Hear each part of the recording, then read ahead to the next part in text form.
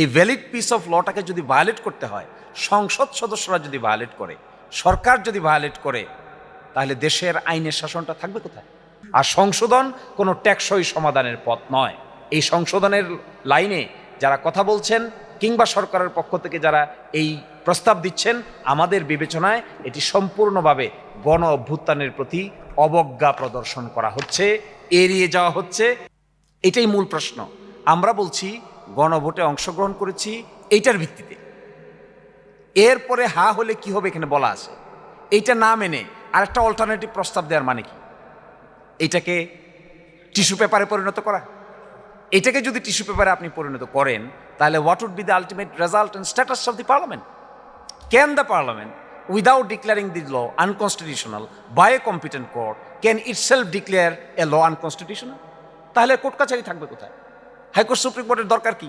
তাহলে তো পার্লামেন্টের মেজরিটির জুড়ে সব কিছু অসাংবিধানিক বলে দেওয়া যাবে। তা যদি বলতে হয়, কোর্টে ফাইট করেন, সিদ্ধান্ত হোক, তারপরে আপনারা পদক্ষেপ নেন। কোর্টে তো ফাইট করছেন না, মামলাটা তো শুনানি করার জন্য আমরা পদক্ষেপ নেই, আপনারা খালি পিছু টান, তাও তো হচ্ছে না। এর মিনিং কি? আসলে প্রশ্নটা কিন্তু কে কোনটা মানবে কে কোনটা মানবে এটা না। প্রশ্নটা হলো এই জুলাই জাতীয় সনদ বাস্তবায়ন আদেশটা সরকার মানতে চায় না কেন, এটাই হলো মূল প্রশ্ন। এটা যদি তারা না মানতে চায়, তাহলে দোষ কি অন্যের ঘাড়ে চাপাইলে চলবে? এটা তো একটা ল, এটা ভ্যালিড ল। আপনারা আইন অঙ্গনের সাংবাদিক, আপনারা জানেন কোনো আদালত তো এটাকে অসাংবিধানিক ঘোষণা করে নাই। যতক্ষণ অসাংবিধানিক ঘোষণা না করেছে ততক্ষণ পথে this is a valid piece of ল।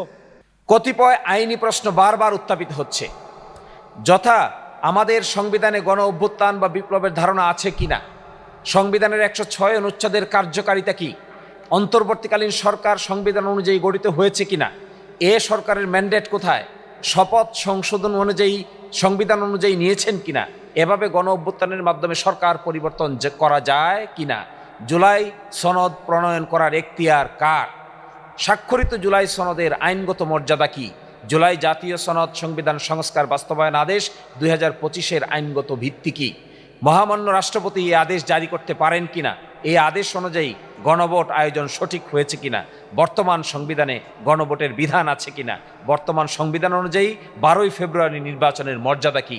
এই সকল প্রশ্ন উত্তর প্রতি উত্তর নিত্যদিনের আলোচনায় পরিণত হয়েছে। এসব প্রশ্নের কিছু উত্তর নিম্নে দেওয়া হলো। ক, বর্তমান সংবিধানে সরাসরি গণ অভ্যুত্থানের কোনো বিধান নেই, তবে সংবিধানের 7 অনুচ্ছেদে বলা হয়েছে প্রজাতন্ত্রের সকল ক্ষমতার মালিক জনগণ, অর্থাৎ সার্বভৌম ক্ষমতার মূল উৎস জনগণ। জনগণ নিয়মতান্ত্রিক উপায়ে সরকার পরিবর্তনের পথ কার্যত বন্ধ হয়ে যায়। যখন বন্ধ হয়ে যায় তখন জনগণ গণ অভ্যুত্থানের মাধ্যমে তাদের ইচ্ছার বহিঃপ্রকাশ ঘটাতে পারে। সংবিধানের 106 অনুচ্ছেদে সুপ্রিম কোর্টকে উপদেষ্টামূলক এখতিয়ার দেওয়া হয়েছে। এই অনুচ্ছেদ অনুযায়ী রাষ্ট্রপতি কোনো বিষয়ে মতামত চাইলে সুপ্রিম কোর্ট কেবল পরামর্শ বা মতামত দিতে পারেন, কিন্তু এই অনুচ্ছেদের ভিত্তিতে কোনো সরকার বৈধ বা অবৈধ এমন সিদ্ধান্ত নেওয়ার ক্ষমতা সুপ্রিম কোর্টের নেই। অন্তর্বর্তীকালীন সরকার জনগণের সার্বভৌম ক্ষমতার ভিত্তিতেই গঠিত হয়েছে। যেহেতু সংবিধান অনুযায়ী প্রজাতন্ত্রের সকল ক্ষমতার মালিক জনগণ, তাই জনগণ যদি তাদের ইচ্ছা প্রকাশের মাধ্যমে কোনো সরকার গঠন করে, তাহলে সেই জনগণের ম্যান্ডেটই হলো এই সরকারের বৈধতার মূল এবং একক ভিত্তি। উল্লেখ্য, এর আগে বাংলাদেশ সুপ্রিম কোর্ট সংবিধানের 106 অনুচ্ছেদের অধীনে আরও 2 বার মতামত প্রদান করেন। একটি ছিল সংসদ বয়কট সংক্রান্ত মামলা, যা 47 DLR আপিলের ডিভিশন পেজ 111, এবং অন্যটি ছিল বিডিআর বিদ্রোহ সংক্রান্ত মামলা, যা 29 BLD AD 155-তে রিপোর্টের আছে।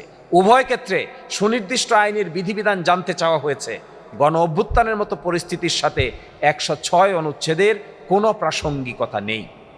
দ্বিতীয় উত্তর, অন্তর্বর্তীকালীন সরকারের বৈধতার মূল উৎস জনগণের সার্বভৌম ক্ষমতা ও অভিপ্রায়।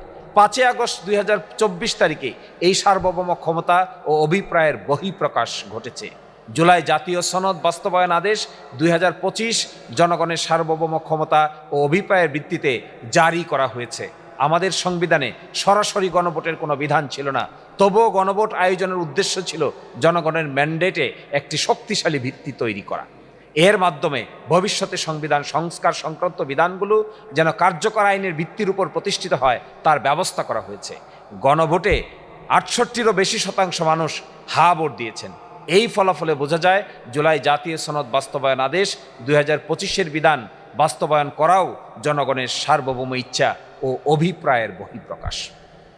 ইতোমধ্যে অন্তর্বর্তীকালীন সরকার গঠন ও সংবিধানের ১০৬ অনুচ্ছেদের কার্যকারিতা নিয়ে মাননীয় হাইকোর্ট বিভাগে একটি রিট আবেদন দায়ের করা হয়েছিল, যার নম্বর ছিল ১৪,০৪১/২০২৪। মাননীয় বিচারপতি ফাতেমা নজিবের নেতৃত্বে দ্বৈত বেঞ্চ শুনানি শেষে রায় প্রদান করেন। রায়ে আদালত বলেন, জনগণের সার্বভৌম ক্ষমতা ও অভিপ্রায়ই অন্তর্বর্তীকালীন সরকারের বৈধতার মূল উৎস।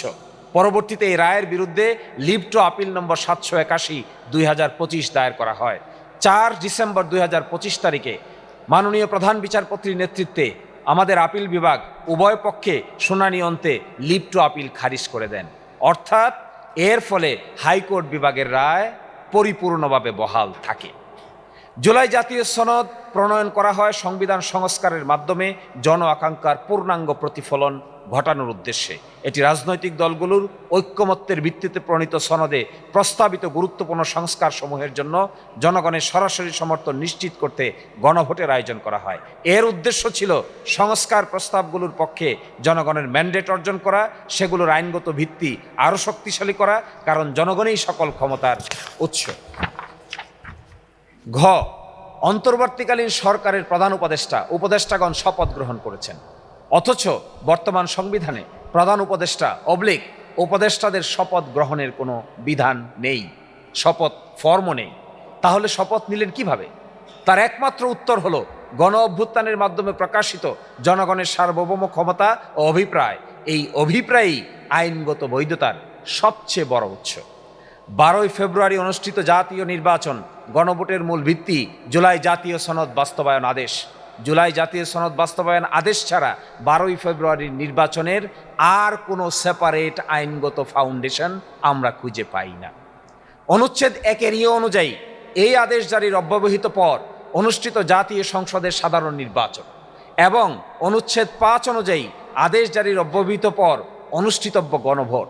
অর্থাৎ যেহেতু বর্তমান সংবিধানে উল্লেখিত সময়ে নির্বাচন বা গণভোট অনুষ্ঠানের সুনির্দিষ্ট লিখিত বিধান নেই, সেহেতু এই আদেশে উল্লেখিত সংজ্ঞা সময়কাল নির্বাচনের একমাত্র আইনি ভিত্তি। এই আদেশে বাইরে নির্বাচন অনুষ্ঠানের আর কোনো লিগ্যাল বেসিস নেই। আমাদের দেশের বর্তমান পরিস্থিতির সাথে ফিলিপাইন, গ্রানাডা, লেসোতো পরিস্থিতির সম্পূর্ণ রকম মিল রয়েছে। এই সমস্ত দেশেও গণ অভ্যুত্থানের ফলে শাসক শ্রেণী দেশ থেকে বাধ্য হয়েছিলেন। বিষয়টি শেষ পর্যন্ত স্ব দেশের সুপ্রিম কোর্টের মামলা হিসেবে গড়িয়েছিল। ওই সমস্ত দেশের এক বাক্যে সুপ্রিম কোর্ট স্বীকার করেছেন গণ অভ্যুত্থান বৈধ না অবৈধ এই সিদ্ধান্ত নেওয়ার ক্ষমতা আদালতের নেই। গণ অভ্যুত্থানের বৈধতা অবৈধতার সিদ্ধান্ত নেওয়ার একমাত্র ক্ষমতা হলো ওই দেশের জনগণের। ফলে জুলাই জাতীয় সনদ বাস্তবায়ন আদেশেই জনগণের সার্বভৌম ক্ষমতা ও অভিপ্রায় প্রকাশের একমাত্র আইনগত মাধ্যম। বাংলাদেশের কোনো আদালত এটিকে অসাংবিধানিক ঘোষণা করেনি, কারণ এই আইনেই জনগণের সার্বভৌম ক্ষমতা ও অভিপ্রায়ের লিখিত রূপ। তাই জুলাই জাতীয় সনদ বাস্তবায়ন আদেশ 2025-এর অনুচ্ছেদ 7 অনুযায়ী সংবিধান সংস্কার পরিষদ গঠন করে আদেশে নির্ধারিত পদ্ধতি অনুসরণপূর্বক সংবিধানের প্রয়োজনীয় সকল সংস্কার সম্পন্ন করাই হবে আইনসম্মত এবং যথাযথ পদক্ষেপ। আর তা যদি করা না হয়, তাহলে সংবিধান সংশোধনের যে উদ্যোগ নেওয়া হচ্ছে এটি একটি নিয়মতান্ত্রিক কাজে পরিণত হবে। উল্লেখ্য যে 5 আগস্ট 2024 থেকে 12 ফেব্রুয়ারি 2026 পর্যন্ত যে সময়কাল আমরা পার করেছি, সরকারের পক্ষ থেকে বলা হচ্ছে এটি একটি ক্রান্তিকালীন সময়। সংবিধানের 4র্থ তফসিলে তারা এটিকে একটি কাভারেজ দিতে চান। আমি প্রসঙ্গত বলতে চাই, 5ম সংশোধনীর মামলায় আপনারা দেখবেন শহীদ রাষ্ট্রপতি জিয়াউর রহমান সাহেব যে সময়ে শাসনকাল ছিল সেই শাসনকালকে তারা বৈধতা দিয়েছিলেন 5ম সংশোধনীর সময়ে।